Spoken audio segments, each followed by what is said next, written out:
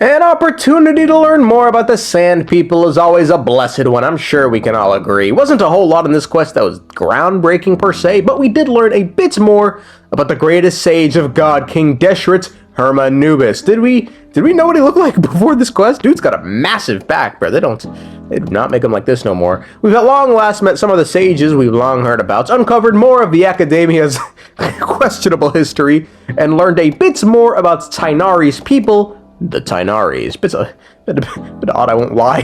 The thought process that went into naming their kid kind of reminded me of Kratos just calling Atreus boy. And lastly, we met Sethos, someone who looks, talks, and functions like a con artist. I swear, this quest was just a run-up to Natlan, though. Yeah, it's not the first time we've had a rite of duels, but come on.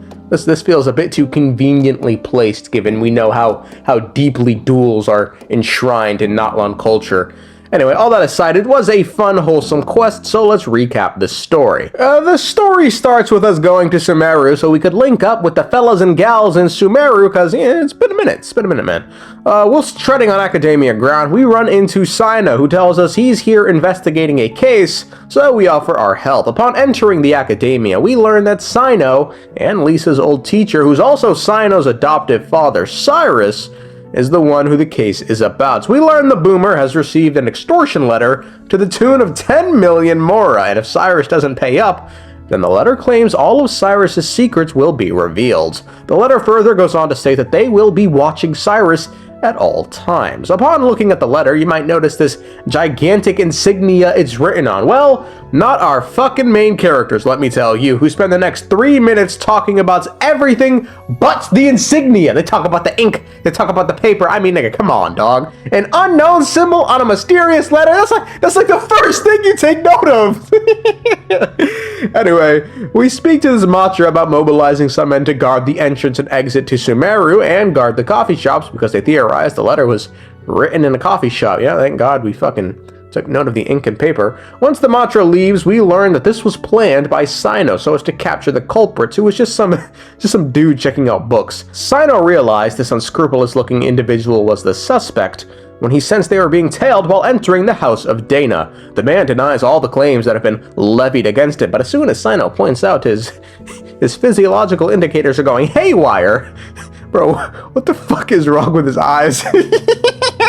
Is he having a heart attack? What is this? Cyno takes him away, and upon returning to us, reveals that grown-ass man was a 16-year-old named Uraka. Ochako here turned to a life of impropriety due to slipping grades and a recently formed gambling addiction that's led to him being broke. One day, Uraka overheard a rumor that Cyrus became rich and retired, and because he's an old fuck, figured blackmailing him would be easy. Never minding who his adoptive son is.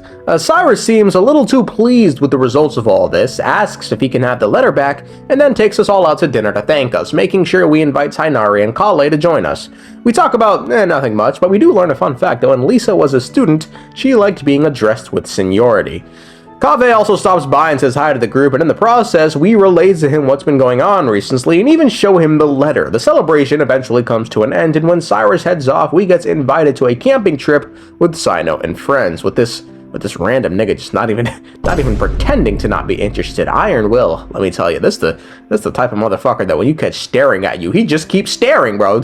No shame at this nigga, man. The next day arrives, and so does the camping trip. Cyno starts off by making one pun about valberries, to which Kale promptly chooses to run away as a result. The rest of the trip goes smoothly. We learn Cyno likes meat medium well. I don't know, I've always been more of a medium rare guy growing up. Although low-key, I've been on the well-done train recently. I like my meat burnt. As bedtime arrives, Cyno offers us his staff to guard our tents, but we decline because we got this piece of shit to protect us. Our sleepy time is interrupted by Kaveh and Alhaitham, who tell us something's happened. We got a flashback sequence showcasing the two talking about Cyno's case. Kaveh, the real hero in all this, took notes of the symbols on the paper, and from memory, decided to recreate them to show to Alhaitham, who immediately recognizes the symbols as belonging to the Temple of Silence. In the present, we learn the Temple of Silence is, on the surface, an organization that's existed in Sumeru for over 1,000 years. At present, it occupies an office within the Academia and is tasked with the disposal of information not suited for the public. Alhaitham then adds, however, that this version of the Temple of Silence is disused. It only exists in name only. The real Temple of Silence was created by Hermanubis, and most of its members thus came from the desert, unlike the temple in the academia. Due to the Temple of Silence within the academia being a fake, Alhaitham reasons they are covering something up. They relayed all this information earlier to Cyno, who was out on a supply run, and given he has yet to return, we surmise he ran off to get an explanation from Cyrus. As such, we split into groups. Cavatham we'll go hit the books and try to uncover as much as possible about the real Temple of Silence. Kale will alert the core of 30 to keep an eye out for Cyno and Cyrus, whilst we and Tighnari will go after Cyno. When we check out Cyrus's residence, we see neither Cyno nor Cyrus, but instead, awakened Professor Zahahadi. I got it. She informs us Cyrus left early in the morning, but hasn't returned since. When she told all of this to Cyno, he ran off after him. Zahahadi continues to tell us that when Cyrus initially received the letter, he didn't want to report it to the authorities and only did so after the insistence of Cyno. Finally, Zahahadi hands us a letter Cyno gave her that was meant for us, and it sort of just reads, "Don't come after me, I must do this alone." We report our findings to Alhaitham and Kaveh, who in turn provide us with updates on their findings. Uraka had received knowledge of Cyrus's alleged stolen funds from a mysterious desert dweller he met in a cafe. The same person was also the one who provided Uraka with the paper that had the symbol on it. With regards to the Temple of Silence debacle, we learned the real Temple of Silence once had a working relationship with the academia, but once the sages started going rogue, the Temple of Silence pieced back out to the desert 400 years ago. Historically, the Temple of Silence are the guardians of King Desheret's civilization and belief system, and their purpose was to simply guide people towards the right path in life. Once the Temple of Silence cut off all ties with the academia, the sages created a dummy organization to save face. So now, the real question is how Cyrus is acquainted with the real Temple of Silence, and who's the mastermind pulling all the strings. Given the Temple of Silence comes from the deserts, we reason that's where Cyrus and in turn Cyno ran off to. Nephis then walks over, says Cyrus was last seen headed in the direction of Caravan Rebot, and then sort of just goes, "You guys can do it." Yeah, thanks, G. When we get to Caravan Rebots, we immediately catch Cyno conversing with Dea and Candace about tips and tricks for venturing into the desert alone. They tell us to try Aru village, as Cyrus most likely would have gone in that direction upon leaving Caravan Rebots. Before we reach the village, we question Cyno and his connection to the Temple of Silence. He says due to the power of Hermanubis, he was put through many trials when he was a kid. He eventually was found by a sage and taken to the city. The entire ordeal has thus made his memories from back then very hazy. As Cyno reveals, Cyrus has never once mentioned the Temple of Silence and often steers clear of discussing Cyno's innate powers. We continue onward, and a guard points us in the direction he last saw Cyrus head towards. As we retrace his footsteps, we come across a campsite with some goons in it, and Tighnari takes it upon himself to ask them if they've seen Cyrus. The boy never really answers the question, but instead eagle-eyes Cyno, who then approaches. The boy proceeds to exude mass con artist energy before stating he'll take us to see Cyrus. Then the boy materializes a fucking temple out of thin air, and we presume it's the Temple of Silence, but the kid decides he's not answering questions right now. We enter the chestless temple. There's not a single chest in here, or a documents, or nothing. Anyway, it's way bigger on the inside than the outside would lead you to believe. The boy finally introduces himself as Sethos and reveals he was indeed the one who manipulated Uraka into sending the threat letter. Eventually, we get summoned by the leader of the Temple of Silence, and it's a guy named Ba-Moon. Ba-Moon swiftly brings out Cyrus and says he owes him his life, and as such, the temple has come to collect payments. As Cyrus reveals, he'd always planned to come to the temple the moment he received the letter, so as to die in peace, but then Cyno happened. Ba-Moon continues to reveal that Cyrus was once a part of the Temple of Silence, helping them to revive the might of Hermanubis, but soon he betrayed them. He left with the wielder of Hermanubis' power in tow, and Ba-Moon allowed it, but only on the condition that one day, the Temple of Silence will come collecting. Everyone quickly realizes the wielder of Hermanubis' power that Cyrus stole must have been Cyno, which he confirms. Cyrus goes on to add that Ba-Moon saved his life in the deserts, and upon learning he was a sage, invited him to the temple to help revive the great might of Hermanubis. The temple's plan was a simple yet ethically dubious one. They were in possession of two Ba fragments, which were essentially just parts of Hermanubis himself. The temple wanted to implement these fragments into people, and if it's worked, the spirit of Hermanubis would then lay within them. For some reason, adults' bodies wouldn't work, so with no hesitation, they turned to the young ones. There were two suitable hosts, Sethos, who's now revealed to be Ba-Moon's grandson, and Cyno. Cyno's real parents agreed to part ways with the little nigga for some money just because, fuck me, no one cares, bro. And thus he was turned over to the Temple of Silence at a very young age. Eventually, both Cyno and Sethos would be fused with one Ba fragments each, but before the experiments could go on, Cyrus decided this whole thing was wrong and escaped the temple with little Cyno. Ba-Moon states that ever since that moment, the temple has been in steep decline, and so thus, he's come to collect the Ba fragments. At first, Cyno seemed intent on giving up his Ba fragments to free the professor, but soon, Tighnari interjects, questioning the logic of what's going on here, and it's only then Ba-Moon seems to notice Tighnari's ears and recognize he's a descendant of the Valuna Shuka. Ba-Moon then keels over coughing due to him apparently just being really sick. While he's taken to the back, Sethos then takes over and reveals he thinks a bit differently from his grandfather. He says he knows the temple can't really be brought back to its glory days, and as such, they are all free to leave, while Cyrus must stay and pay for his wrongdoings of the past.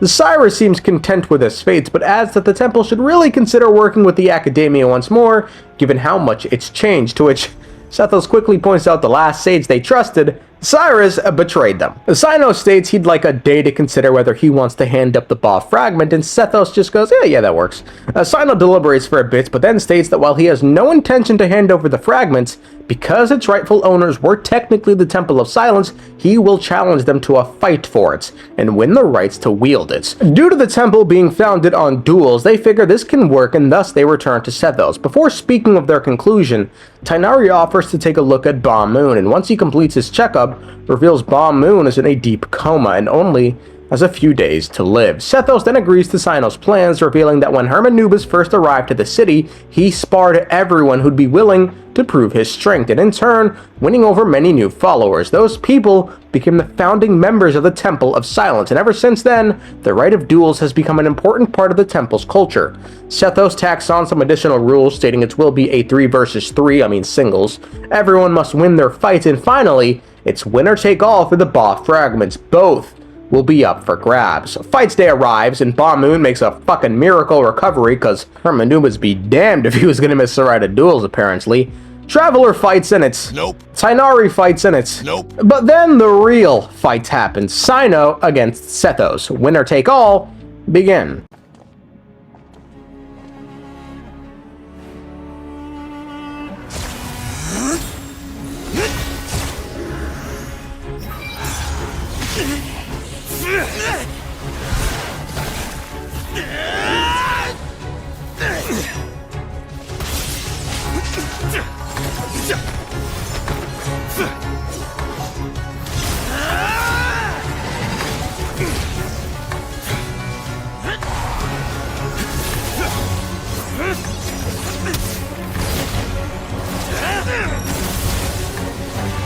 That's all you've got? What happened to searching for your answer?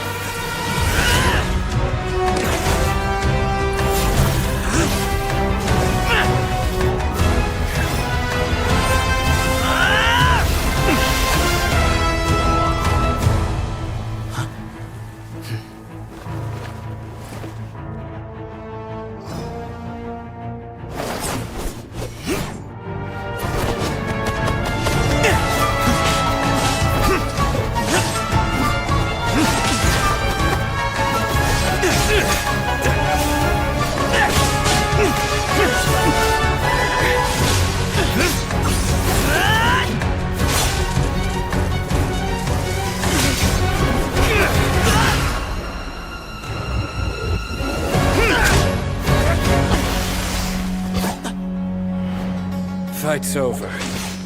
Do you yield? You won. Well then, looks like you found your answer.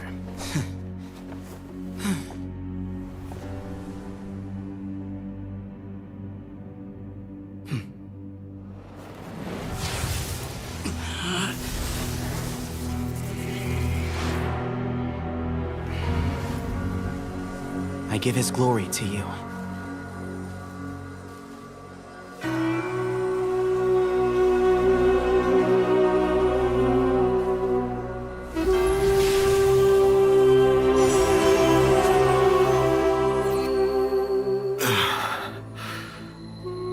I've seen that light. That is the light of our Lord, the great Hermanubis, priest over all other priests. His spirit dwells within that lightning, and his will lives on. Once a warrior of Tynar, he emerged from the barren desert sands to serve the god king Al-Ahmar. After the death of the god king, Hermanubis gathered his followers and the Tynarian priests and led them to the city of Tula. There, they founded the Temple of Silence, and from that day forth, we became stewards of all knowledge that survived from King Deshret's civilization. Barely a century passed before war ravaged the desert. One by one, Eremite leaders took up arms against each other in battles that would devour what little remained of their civilization.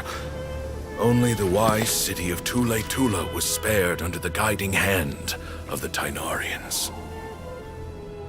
But peace did not last.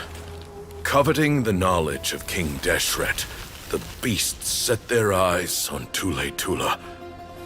The king of Gurabad laid siege to the city and ordered the sages to surrender to him the Temple of Silence as proof of his victory.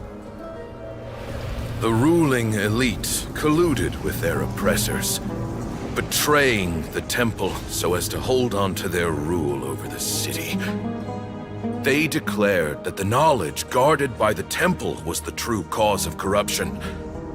These were dark days, and we faced enemies on all sides.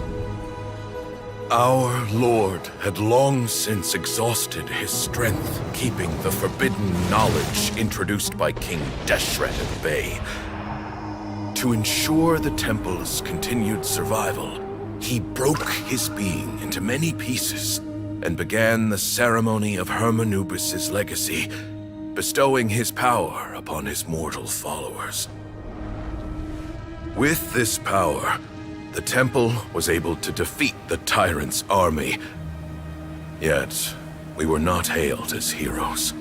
Strange and unfamiliar as this power was, it struck fear into the people's hearts and drove them to reject us. In the end, the people of the temple and the Tula Tynarians left the city for good and made their way to the rainforest. What followed next was inevitable. The elite of Tula fell and were decimated. War engulfed the desert.